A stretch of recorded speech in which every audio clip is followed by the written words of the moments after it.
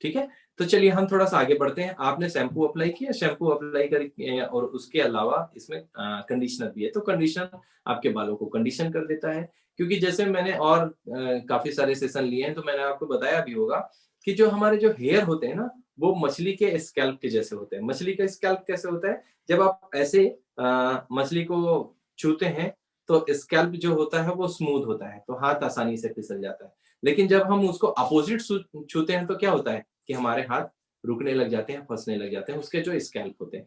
Similarly हमारे hair जो होते हैं, हेयर में भी वही होता है कि हेयर जैसे है अगर ये हेयर हम मान लेते हैं, तो ये हेयर में लेयर दर लेयर हमारे बाल जो हैं चिपक-चिपक के बने होते हैं।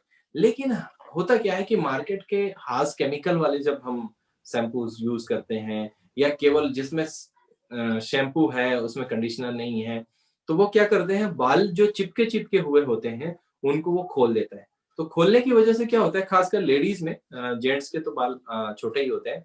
खासकर लेडीज़ में क्या होता है जब वो कंघी चलाती हैं, तो क्या होता है वो जो बाल जो स्प्लिट हुए हैं, वही स्प्लिट हेयर क्या होते हैं आपस में जुड़ जाते हैं और इसलिए बाल फँसते हैं और जब बाल फँसेंगे तो टूटेंगे, टूटेंगे तो झड़ेंगे और उसकी वजह से क्या होगा जड़ों में भी अ उसका वो इम्पैक्ट पड़ेगा।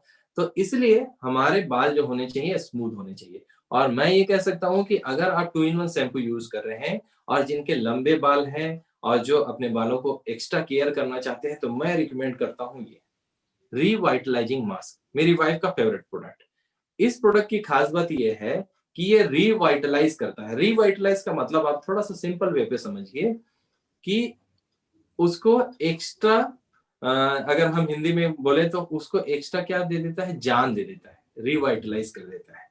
उसके अंदर वाइटैलिटी पैदा कर देता है, तो ये वो करता है।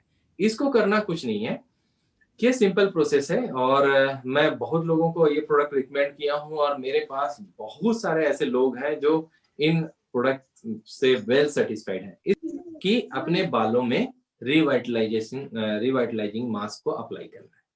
खासकर लेडीज के लिए। तो जब आप अप्लाई करते हैं ऐसे पूरा ऊपर से नीचे तक और उसके बाद आप उसको कम से कम 5 से 10 मिनट के लिए छोड़ दीजिए।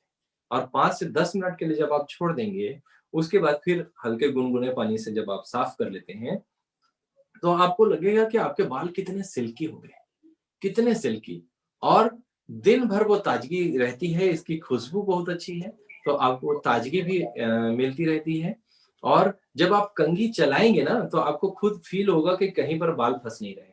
क्यों? क्योंकि बालों का केयर करना बहुत ज़्यादा ज़रूरी है।